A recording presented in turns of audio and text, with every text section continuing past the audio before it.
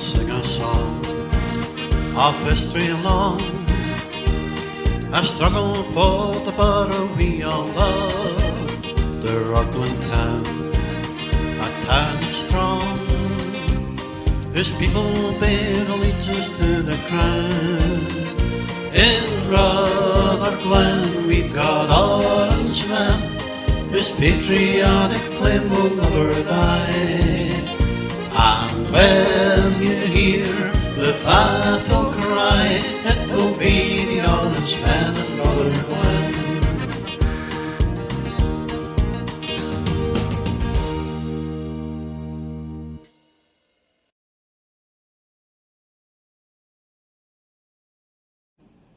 Hi and welcome back to the Orangemen from Rutherglen as we continue to tell the stories of the Orangemen and women from Rutherglen, and I'd like to thank each and every one of you for joining us tonight and also for tuning into last month's video when we told the stories of past master Willie Elvin.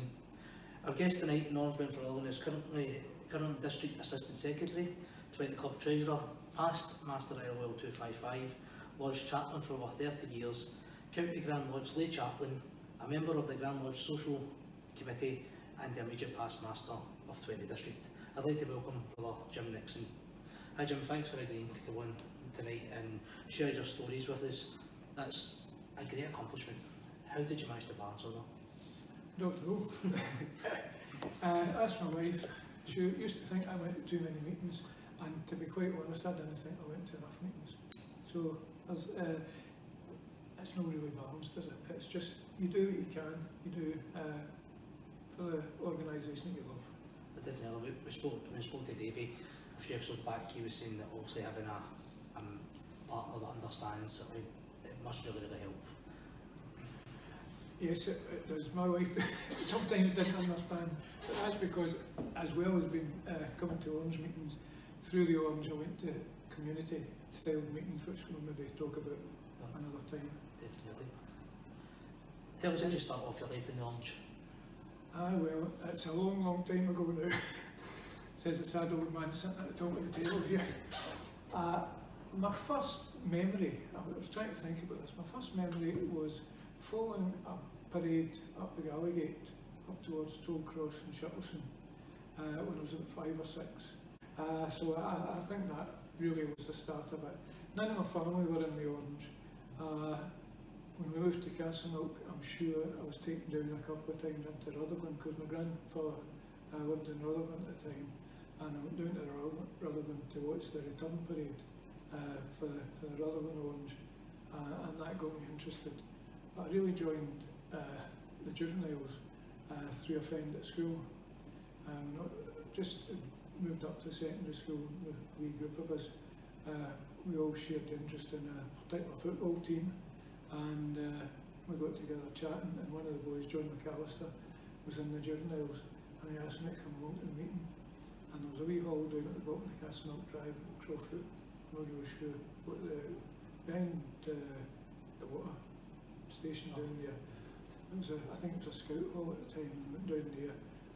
But I was in the start of the secondary school, so it was quite strange. I joined the juveniles. I was in the juveniles for 2 months, and I was moved up to the juniors because of my age. I don't think I was that committed in a sense. I went along, I met a couple of folk that I got to know. I'm almost sure it was a juvenile, the juniors rather, that I met my big pal James Nixon, who went on to be District Master for 49 District at one particular point. But that was basically how I started in the order. With the order. Excellent. So from obviously saying that your friends and that helped you in the juveniles, junior and juveniles, was there any early influences from anyone in the Orange that helped you with the juniors? No, I think I was impressed in the juniors to a certain extent by the fact that we used to get wee history lessons, being told about the various things connected with the order, and I'm always reminded that we were always told, I don't know if it was every meeting or not, but the Orange Order stood for civil and religious liberty for all people. and it showed that it wasn't a bigoted organisation as it sometimes portrayed to be nowadays. It was this idea it was civil and religious liberty for everybody, and I thought that was good, and that was ingrained into me in the juniors. No, definitely. I think the juniors is, you don't see them as big doing some having to fold, but it's a massive part of the organisation, I feel, and just as the history of learning that, I think a lot more can be probably brought back to actually people who understand what it actually is about at a young age. Yeah. I mean, I've always thought myself as a Protestant. I grew up initially a stone's throw from Parkhead. Moved to Castlemilk, which was a mixed area as well. And I never shied away from the fact that it was Protestant, but I wasn't bitter in any sense. And I think some people think if you're in the Orange, you must be a bigot. And I've tried to live my life in the Orange to prove that that isn't the case. No, definitely. And I think what's good for this as well, that people can watch and realise that we're no like that what it perceives to be. You didn't transfer the juniors into the adults straight away. Was there any reason for that? Oh, I went off. I mean, I think that's the best way. We were at a parade. I'm sure it was in the north of the city. I don't know if it was Rockhill or Springburn or whatever. And we were coming out, and it was chaos. Nobody could find a bus. Nobody knew what was happening, where we were going, and whatever. And I said, "Oh, I'm not going back there." And to be fair, it must have been a couple of years I didn't go back. I didn't go into the adults, and I just went to watch the parades. But then again, I found watching the parades wasn't the same as being part of the parade. So do you look back and wish you didn't? Or do you still maintain you should have? I think I should probably have stayed. I think I probably made a mistake at that time. But when you're young and you think you know everything, when you get to my age, you know nothing. But at that age, you think you know everything. When you decided to return to Orange as an adult, you joined LL 108 from Castlemilk. Was there any reason you felt it was right to rejoin again? Well, as I say, I think I missed not being part of the organisation. And new folk had moved in to the next cloister up and down Trade Road, and we were in the Orange and spoke to them about it, and they proposed me. And I joined 108. I got my second degree. I'm almost sure it was through in Bunbank, Hamilton, because this was before the counties were set up and whatever. So it must have been sort of mid-60s, around about that time that I rejoined and joined 108. So sorry. Well, you're in 108. Was there any memories you had that stood out for you your time in Castlemilk in the Orange? I just enjoyed parading. I enjoyed parading in Castlemilk and enjoyed the camaraderie. An old friend of the districts here, Sister Betty McFarlane, was in the district, and a friend of mine, Alan Cuthbertson, and Betty remembers this more than we do, but she remembers that she used to call the two as, like we sometimes calling you two, to carry the banner, and then to take the banner up to her house afterwards. And she would always give us a soft drink, and sure it was a soft drink because she thought we were only boys at the time. But I mean, that's a good memory. There were a couple of people, and I don't want to mention their names in case I get my names wrong, because my memory at that time isn't great. But no, I enjoyed it. But unfortunately, towards the end of my time in 108, the numbers were dropping off. And one of the things I remember, I mean, I eventually took the chair in 108, and I was chasing my tail looking for members. Castlemilk at that time was a developing estate, growing, and it could have been a drum chapel of the south, so to speak, because there were plans to build Orange Hall and ground for it and whatever, but that fell through, and because we didn't have a hall, we were meeting church halls and school halls and things like that. Some people decided that they would move away. Some folk moved into Devon Street, some folk moved into Rutherglen. And so the numbers that we had in 108 fell away, and that was a big disappointment to us. You said, did you parade much in Castlemilk? Well, when we were in Castlemilk, we paraded every year, yeah. one of my memories is going down Castlemilk Drive, past where my wife stays now, and there were a lot of Orange folk in Castlemilk, and there was a lot of folk coming out to watch the parade. Yeah.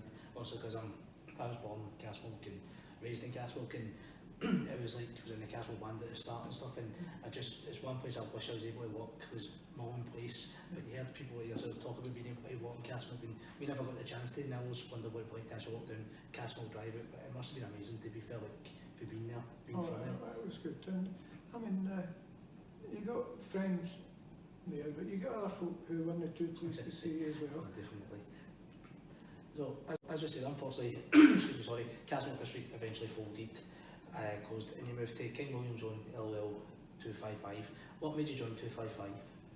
Well, the district folded. The majority of the district went to 49 District. 49 District took over the wards. But my very good friend, I mentioned him already, Alan Cuthbertson, he lived up the same close in Castlemilk. We'd been in 108 together, and his big cousin, Gerney Cuthbertson, was in 255. And so he invited us to come along, and I went along with Alan. Another good friend of mine, Jim McDuff, he went down to the 49 District, as I say, and that was one of the ways that members of 108 dispersed, but stayed within the order. Came to Rutherglen 255, we were made very welcome, and I've been here since, what, 74, I think. That's one thing as well, we've spoken about in a couple of other podcasts as well, to say that you did get made very welcome. I mean, I still remember coming down, I think it was about 16, and could be nervous, but you say there's so many people there to help you. But yourself, you've helped me through the years as well, Brother Smith, and it's just great. And I think a lot of people need to realise that there is so many people there willing to help you, and you don't ever need to, everybody's been there in the place, you don't need to be scared.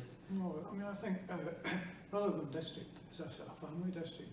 I mean, there are so many members who fathers, mothers, sisters, brothers in the order, but apart from that, the members of the district make you feel welcome, make you feel part of the Orange family when you come down here as well. Definitely.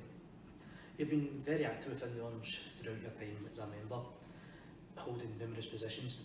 Did you always see yourself taking office and being involved so much? No, really. I mean, I think even current offices I hold them because somebody proposed me and I didn't decline. I think that tends to be the case. I say I was chaplain in 255, I'm sure, before I went through the substitute deputy up to the master's chair. And after I left the master's chair, back to being chaplain. And I think I've been there ever since. Well, I think sometimes it means you need to be fast to decline it, or well, sometimes you do, but I mean, all the offices in the order are important. You can't say, I mean, I think the two most important are probably the secretary and treasurer. But the chaplain's got an important role. I mean, you can't open a closing meeting without the chaplain. And I mean, when we go in parade, we've always got the open Bible there. We're a Protestant Christian organisation, and we've got to show that. So, as I say, but even down to your inner door guard, it's important that somebody fills these offices. And in my own case, if I was put forward for an office, I usually accepted it. Just obviously talk about your long-standing time as being chaplain of 255. Is there any reason significant to yourself, the reason why you kept doing that so much? I'm a Protestant. Hope you don't mind me saying that. I mean, I know that one of the last ministers we had didn't like the word Protestant, but I think it's a good word. And I think Orange is a good word as well, and I'm no ashamed to let everybody know where I come from. But to be a Protestant, I think you've got to be involved in Christianity in some sense, go to church. When I was growing up, I was a member of Castlemilk West. That's where I got married, that's where our children were baptised. I've been a member in the Castlemilk Church since we moved to Castlemilk early in 81, I think it was. And I feel it's important to keep that link going. I know that a lot of churches don't want us, but during my time in 255 and also in the district, I've tried to make a point of going to visit the different churches in the Rutherglen area. and I still do that, and I welcome other brothers and sisters to come along with me at different times. They're welcome to come all the time, but sometimes they don't. But I don't think you can go into a church in Rutherglen just now who doesn't respect the fact that there's an Orangeman coming to visit, because they know that I'm coming to visit as an Orangeman. And they make me welcome. They might not make me welcome if I bring a band and we're all wearing colours, but at the same time, there's an opportunity there to network with the different people. Well, definitely, I think that is important, as well as we said earlier on, to show people that we'll know what you maybe think we are, and when we come, we respect your buildings, we respect everything we do, no matter, as you say, whatever religion you're, we'll respect your building if you get anything on. And I think to show the sort of churches around in Rutherglen that we want to be part of your community just as much as any other group, and I think it is important, it definitely is.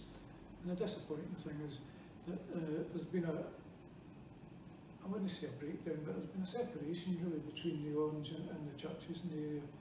And yet when you go in to visit them, the attendances in the churches are disappointingly low. And so it's just the sort of secularisation of society really. Yeah, well, definitely. While you're into 5-5, was there anyone you felt in particular was a huge influence to you as an Orangeman? I was thinking about that question, and there are so many people. I wouldn't like to leave anybody out. I mean, in my early days, I think Willie Elvin already mentioned people like Stuart Aiton and Sam Stevenson. I mean, these were, at the time, I thought two old guys, but I'm now an old guy, and they definitely supported everything that everybody was doing.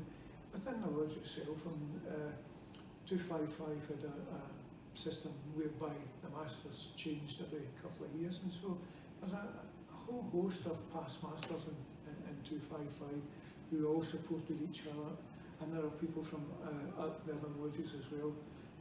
People that I'm thinking, the late John Friel was a gentleman, and Jackie McCutcheon, who never went through the chair, was involved in the social side of the lodge, and Jackie's still going strong. A really helpful guy. So many others. Brother Alfie Wilson. Brother Alfie Wilson was a leading master in the lodge, marshal rather. He was also a master in the lodge. And I'm sorry to say that I had Brother Alfie's in the hospital now with COVID. And so I'm sure, along with everybody else in the district, we wish him well, and I hope everything comes through. But there are so many others, and I hope I'm not offended anybody by leaving their names out. That's within 255 itself, but I mean there are other folk who are very helpful across the district and out with the district at the county and Grand Lodge level as well. I think that's a really positive. The ones that you mentioned, they're just highly outstanding members of the Orange Order, and through all the generations, you know, they'll always come and contact the name or something will always happen that they've either done or done. But as you said as well, obviously being 213 myself, but coming through Orange yourself has been a massive influence to myself, Brother Smith and other brothers as well. So it just shows that when you come to the district that there is so many people that will help you, and the camaraderie just all across the full district. It is great. Yeah. And we mentioned some of the sisters. We mentioned Sister Betty McFarlane, tremendous. And then when you think of the service, Dinah McNeil, Sister Dinah McNeil, I mean it's right across.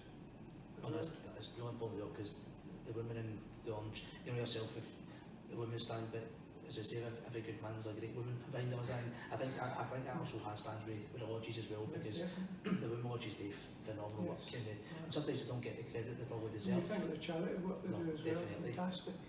It is great, and it just shows you that when you come in it as a brother and a sisterhood, and it's proud to be part of it, definitely.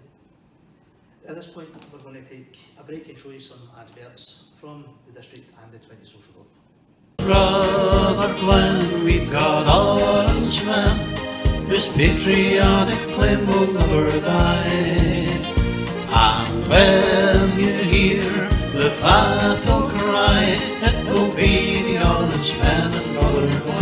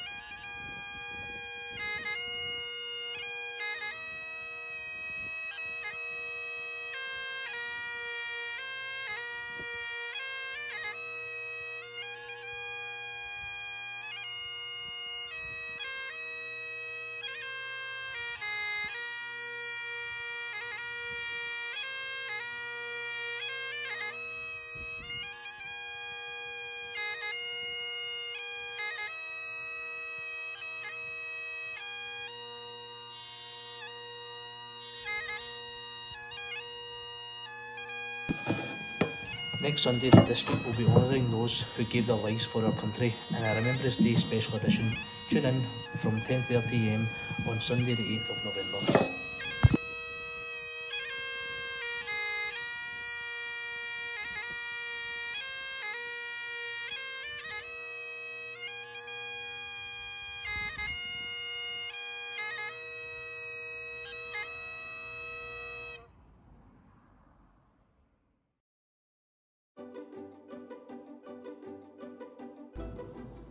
Our town, our culture, our traditions, our history,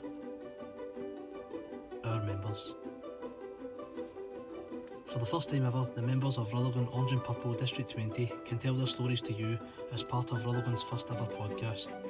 Join me, Jason Hamilton, as I meet the Orangemen from Rutherglen at 6pm on the first Sunday of every month, live on the district's Facebook, Twitter and YouTube pages.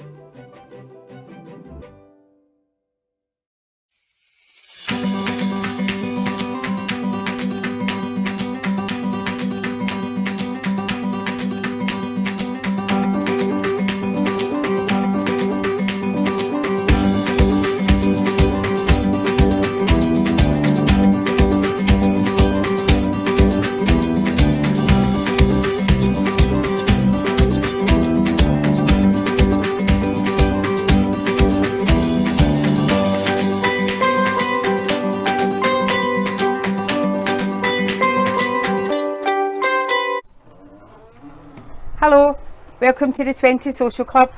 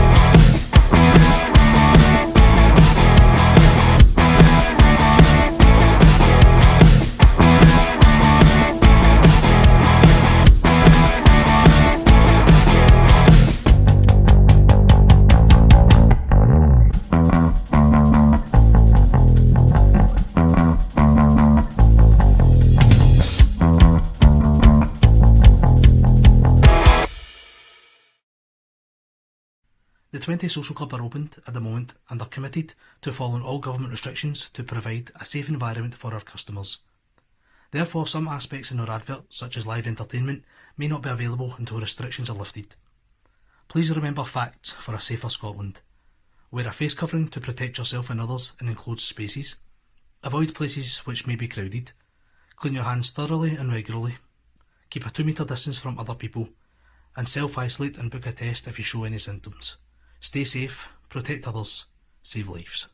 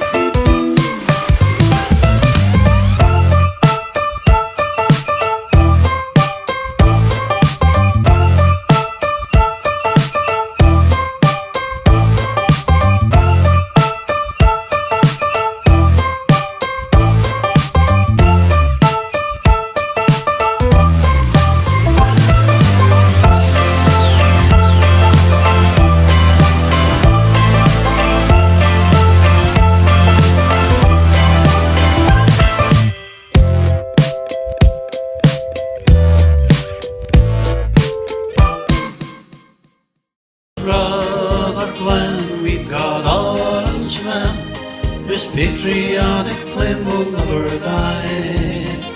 And when you hear the battle cry, it will be the Orangemen and Rutherglen. Welcome back to the Orangemen from Rutherglen. I'd like to thank Rutherglen Orange and Purple District 20 and the 20 Social Club for supporting us by allowing us to use the Orange Halls and the facilities here today. I'm still here with Brother Nixon as he continues to tell us his stories in his journey through Orangeism. Jim, since joining 20 District, you've been involved at district level, becoming Worthy District Master in 2006. How did you feel when you were elected District Master? I suppose proud, maybe proud is not a word that you should choose, but I was very pleased that the members of the district thought I was a suitable person to take that high office. And I was also delighted to have a team around me, because any district master, any master of any lodge requires a good team in about them. And there was a good team supporting me through the time I was in district master. Definitely. You were district master for 10 years. Only 2 men have held the office longer than you. What would you consider as a highlight of your time in office? I don't think I can answer that question. I mean, people will probably say getting a district tie produced was not a highlight, but it was a tie-light maybe. I don't know. I really appreciated going over to Belfast to walk in the Belfast 12th Parade as District Master, because District Master, District 6, Brother Raymond Spears and Brother Raymond McMaster made me very welcome, and I felt really honoured to be up with the office bearers of District 6. It's a massive district in Belfast, and walking with the office bearers, not because I'm me, but because of the position I held, and I thought that was tremendous. Oh, definitely. I think that was more relevant and saying that as well. They just say the pride that they feel just knowing that they're... We're representing the district, Rutherglen in Northern Ireland, but also being respected and given a place of honour. I think that was tremendous. There have been so many other occasions as well. Going to various parades. I think the 2014 parade in Edinburgh for the No campaign, I think that was tremendous as well. I was there walking through the streets of the capital, and so many as well. And to be fair, I mean, coming back from a Boyne celebration, coming up Farmloan Road and turning into the main street at the head of Rutherglen District, I mean, it must make anybody's heart leap. No, definitely. I was just about that. Can you remember just walking onto the main street, your first parade as District Master, or every parade as District Master, just the feeling must be tremendous. The feeling was tremendous. And at the end of the parade as well, I never wanted it to stop. I remember one year with 5 bands, and as District Master you're asked to ask the band to play a thing, and I asked each of the bands to play, and they were all getting fed up because they wanted to go for dinner. But you know, you just don't want that to stop. Oh, definitely. I remember the fact that it was great and it was brilliant. But that's it. Just as you touched on the No parade there, at District, yeah, you've also been very keen through the district, involved in politics, even standing in an election. How important do you think lodge members should be politically active? I think politics influence every aspect of our lives, and I think that Orangemen and women are no different from ordinary people out with the order. There's community councils, tenants associations, residents associations, trade unions, political parties, and they all influence our everyday lives, and I feel that as Orangemen we should be active in that. I know that I'm a member of the Scottish Unionist Party, and in fact I found a member of the reformed Scottish Unionist Party in 1997 or 99. But at the same time we always preached, join the political party that you vote for, that you support, and become active in that. supporting the causes that you believe in, but also letting people know that you've not got horns, that you're not a bigot, that you're there to support the community. You think of the tremendous work that Orangemen and women across the city and across the country are doing, and through community councils and the like. I mean, it's fantastic. And I just felt that I needed to be part of that. I was also, in my job, I was a primary school teacher, and I felt that I was a victim of institutional religious discrimination. And so I acted on that as well. In fact, in the year 2000, sent in a public petition to the Scottish Parliament to have this looked at. Unfortunately, it was sent to Brussels or wherever, and it was unsuccessful. But I still feel that we need to be actively involved in the causes that we believe in. I definitely do agree with that. I think, like, a lot of people tend to say, oh, I should be staying away from it because but I think, as you said, life has changed a lot, and I think politics just come hand in hand with everything now. And I think if you don't embrace it to a certain degree, then you'll be left behind. Yeah. Well, as I say, a very good friend of mine, Brother Danny Houston, often quotes, I don't know if it's his quote or he's taken it from somewhere else, but he often quotes that we're busy marching through the streets while our enemies are marching through the corridors of power. And when we look at some of the changes imposed on Orangemen when they want to go out and go to church and parade to church, or when they want to go and celebrate the Boyne, take part in the Boyne celebration, there's so many restrictions imposed on them by politicians who have no sympathy and don't really believe in freedom of speech. No, definitely. And so it's getting involved. And I think through my involvement with the Rutherglen District, we were mentioning old people, people from an earlier age involved in the district. And around about 1974, I know that's before your time, around about 1974, they set up regional councils and all sorts of things. And they changed the Education Act. They did all sorts of things. Rutherglen became part of Glasgow for a time. And one of the things they set up was the community councils. And there was a brother in Rutherglen District, I believe he might have been a past district secretary, called Tommy Strong. And Brother Strong said at that time that he felt that Rutherglen District should be involved. And I believe he was the first member of the district to represent the district on the community council. And I know that another brother from 255, Graham McIntyre, Chris's husband, he was involved in the community council, and when he was stepping down, my name went forward, and I've been in the community council since 1990 or something like that. And through being involved in the community council, I became involved in the Citizen Advice Bureau, and nobody can say the Citizen Advice Bureau is anything but open to all. And through being involved in the community council, I got involved in the local gala day, and I've been heavily involved in the local gala day for the past 25, 26 years. And that's simply to show that, well, politics are involved. It's not direct fault, it's supporting people in the community. And other people in the district have got involved through the community council, through the Citizen Advice Bureau, and through the local gala day committee. Brother Jackie McCutcheon, Brother Bobby Gilchrist, and myself joined that as middle of 1990s.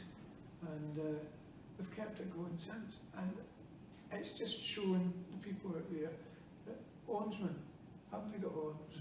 They're not the bigots that some of the media portrays to be. We're out there supporting the community.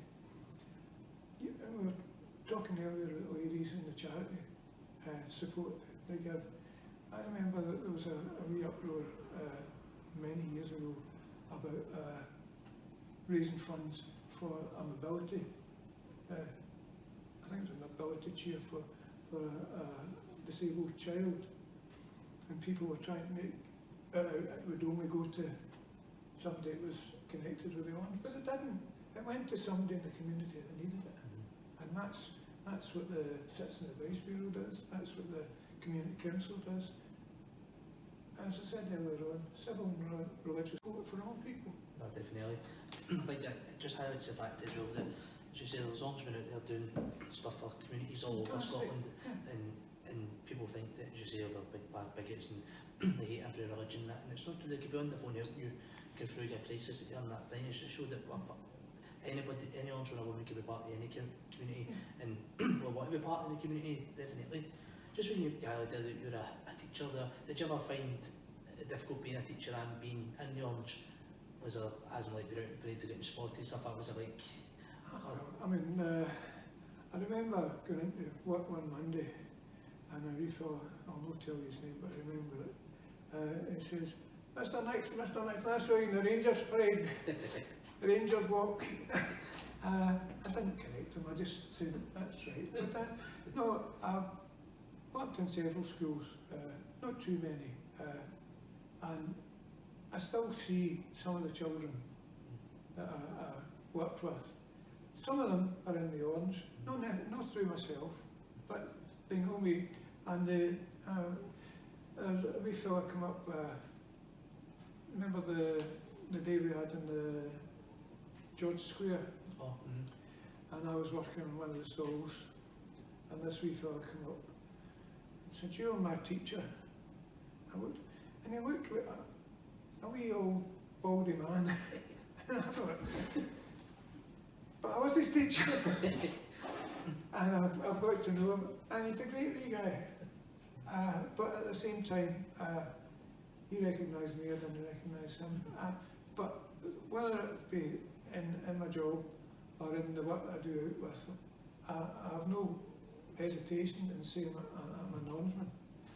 And I mean, I'm involved in the church, and when I was asked to go forward to be an elder, I explained to the minister at the time that I was an Orangeman, and he had no problem with that.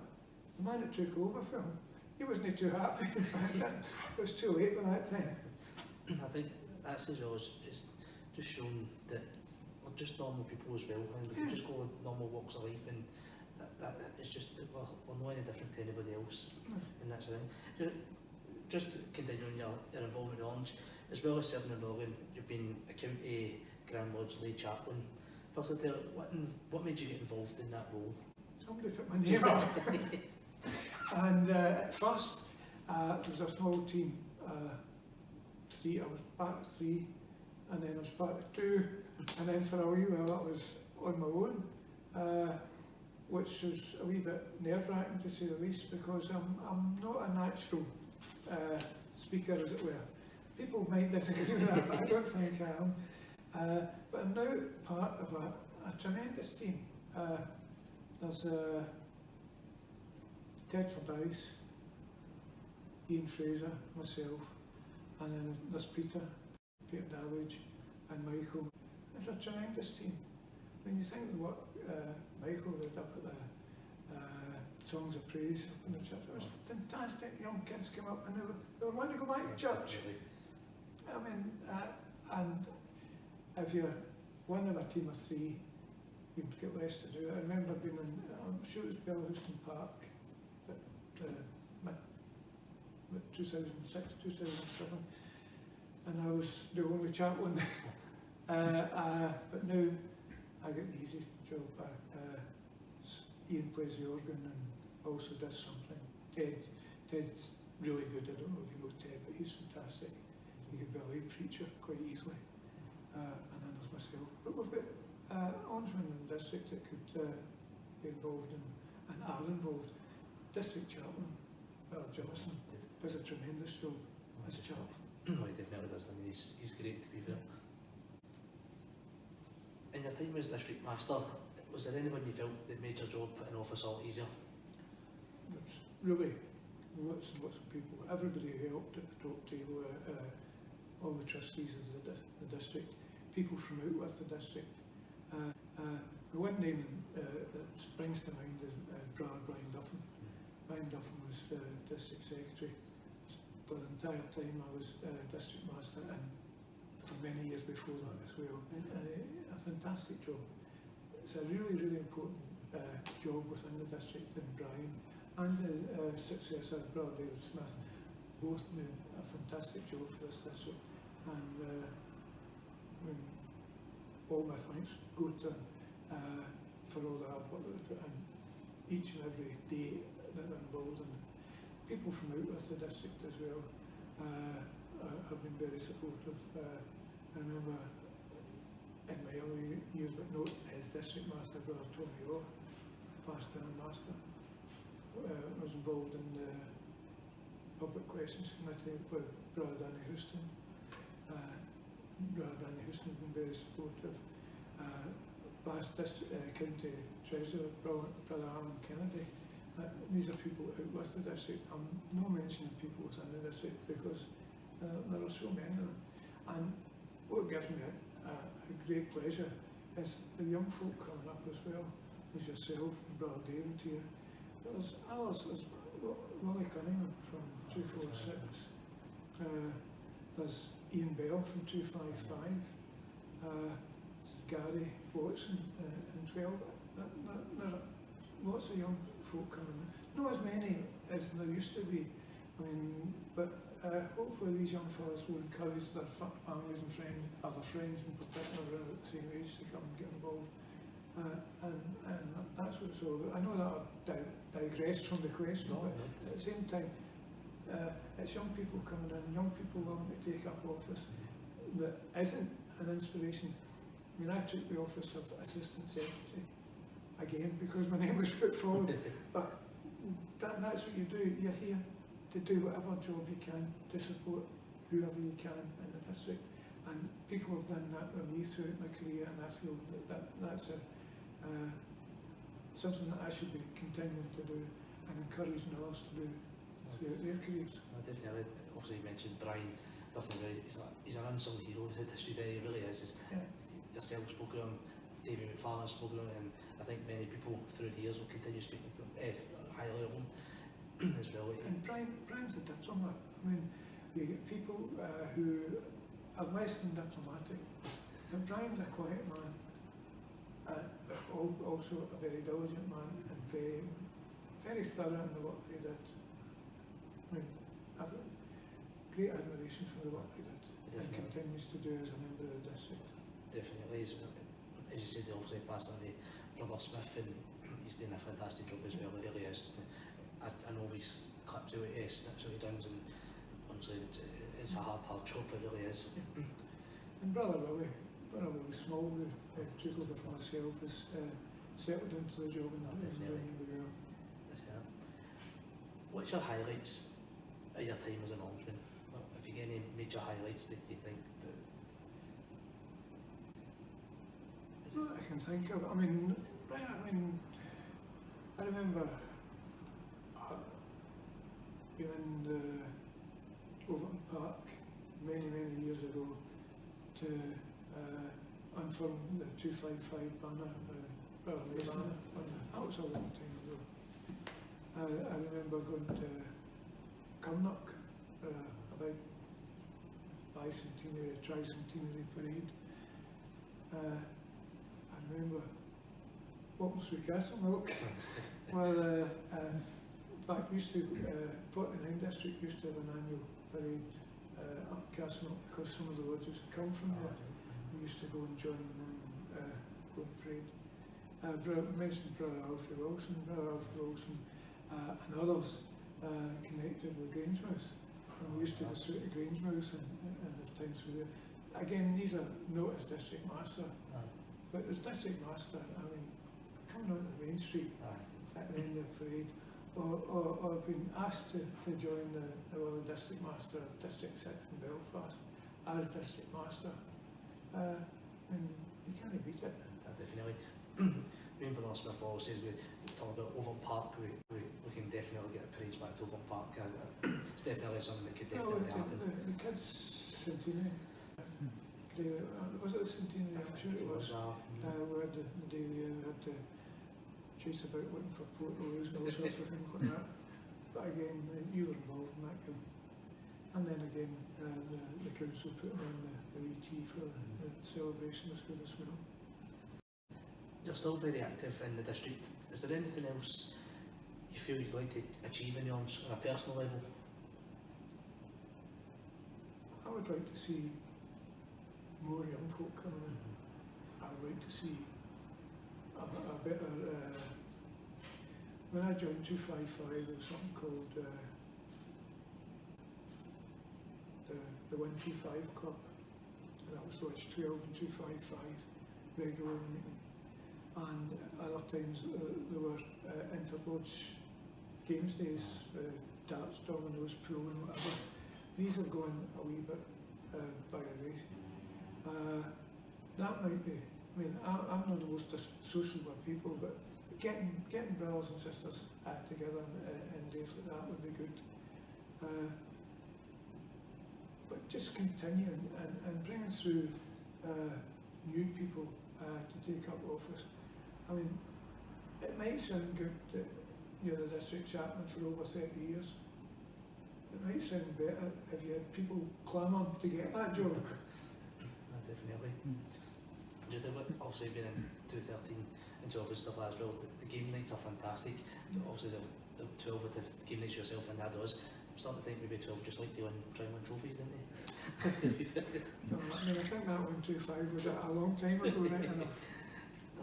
They're great, and I think that's a massive part as a social aspect. The social aspect is, it helps a lot of people as well. I think people have said through the years that it's helped them as well being able to come down the club and things like that, and come down to the lodge meeting and just get out and socialise with people that also believe the same thing as well. Yeah, I think people are missing that during this COVID time. Definitely. You've served as a social club treasurer in recent years. How important would you say the social club is to the district? Well, I mean, think back 40 odd years to Castlemilk as a district folding. I think if Castlemilk had a social club, or even a regular meeting hall, it wouldn't have folded. I think it's that important. I think, I mean, if you look around the hall we're sitting in just now, it's a great hall. Definitely. But it's a great hall because of the social club as well as the district. These are the orange halls from wall to wall. I keep on arguing with the whole building is the orange halls of Rutherglen 20 district. But at the same time, the social club plays a big part in helping to finance it. The roof went a couple of years ago, and I know that everybody was chipping in and getting involved. But without the social club, that would have been a much harder job. It might not have been successful. During the close down there, the large hall here has been redone. It looks lovely. It's nice and bright, and the social club has certainly played a large part in that as well. And remember, it's an orange social club, so every single person in the committee is an orange brother or sister, and it would be good if more. But in years gone by, I know the lodges were bigger, but people used to have to be elected to become committee members of the social club. Now it's getting harder and harder to get people involved, so it would be good. And I say, I'm the treasurer because my name was put up. I mean, that might sound silly. I'm delighted to be the treasurer, and I'm delighted to carry on as treasurer. But equally, if another old brother or sister come in and was willing to do the job, that's what's all about keeping it going. If you think of the dues that we pay, I think they would be multiplied several times if the social club was not here to help to fund it. Definitely. So I think it's important that we have one. And you might not be active in your social life. You might not want to go out every Saturday night to a live music venue. If you do, this is the place to come. But it's here. It's here to meet. You were saying about folk that want to go out and about. This place is open every day, and with people coming in here, sitting reading the paper or just sitting chatting to a couple of friends.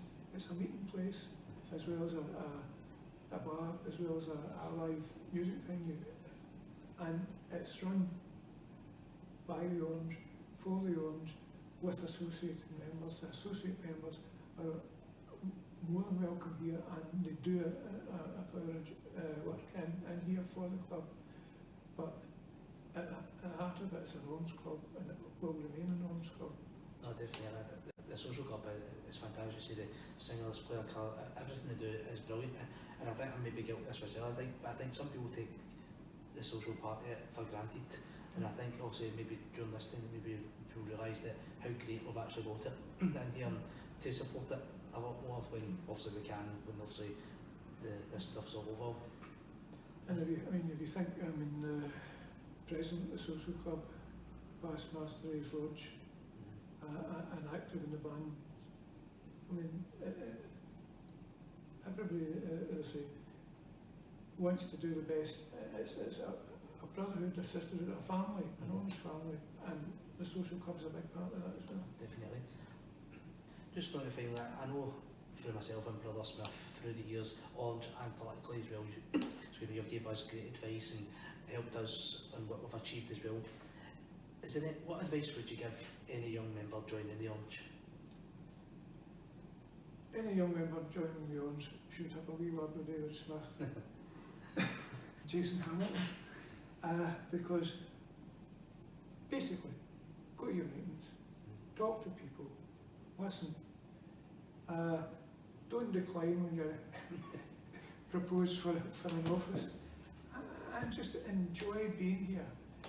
And if the Protestant side of the Orange Order is important, get along with your church, and don't be shy in telling folk that you're a member of the Orange as well. Some people will shun you because of that, but they're the bigots, not you. And I think, it's good to see, as I say, some of the young folk I've mentioned, and others, and young David Buchanan, for instance, in 255 as well. I hope I've not missed too many out, but you can't name everybody. But it's good to see young folk coming in, and the young folk will get chatting to the older folk. As you say, there's David McFarlane. Davey's, 90 now? And he's still giving good advice out there. So it's and as I say, years gone by, it was Sam Stevenson,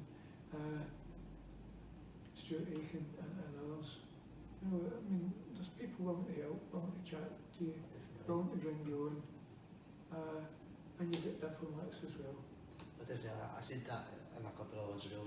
Anybody else thinking about joining and coming down, they'll be nervous naturally, but no matter what, there'll always be somebody there that will help you guide through it. And that's thanks to me, thanks to people like yourself, Brother Elvin, Brother McFarlane, just all people that will actually stand by you and help you no matter what, even though just in Orange life or that, even if they can help in personal life as well, there's lots of it as well that will help you get through things, definitely. As I say, that's why community involvement's important. Being involved in the community council, you get to know what's happening in the area. You can pass on good information to others. Being involved in the citizens' advice, you can direct people to the right place for advice if they need it.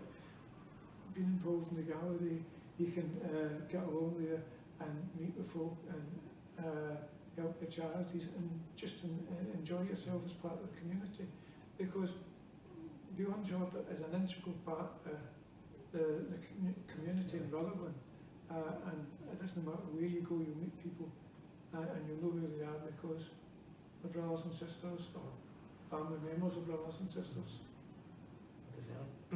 Well, Brother Nixon, I'd like to thank you on behalf of myself and David for giving up your time to speak to us and share your stories through the Orangemen of Rutherglen.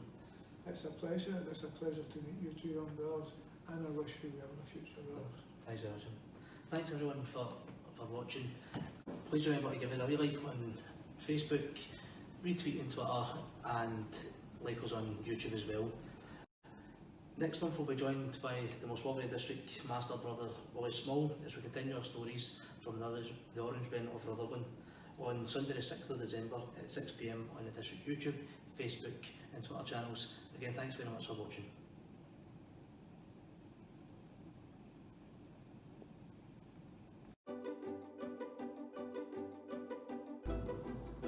Our town.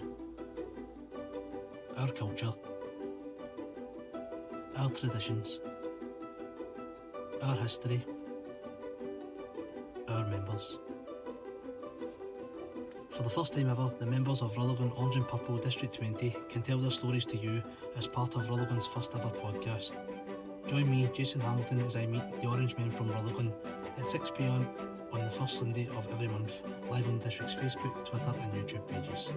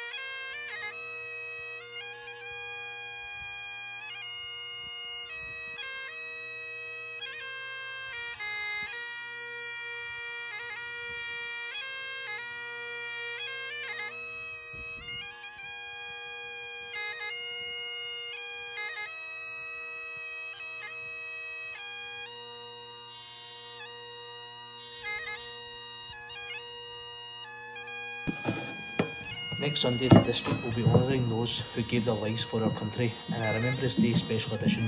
Tune in from 10:30am on Sunday the 8th of November.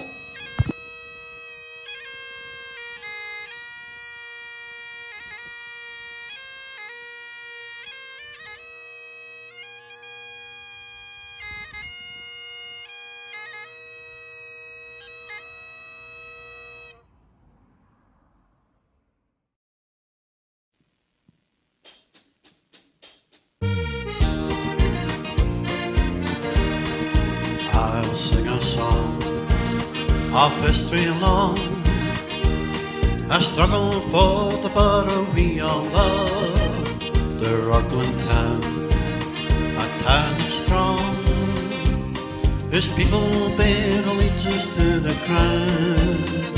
In Rutherglen we've got Orangemen, whose patriotic flame will never die. And when you hear the battle cry, it will be the Orangemen in Rutherglen.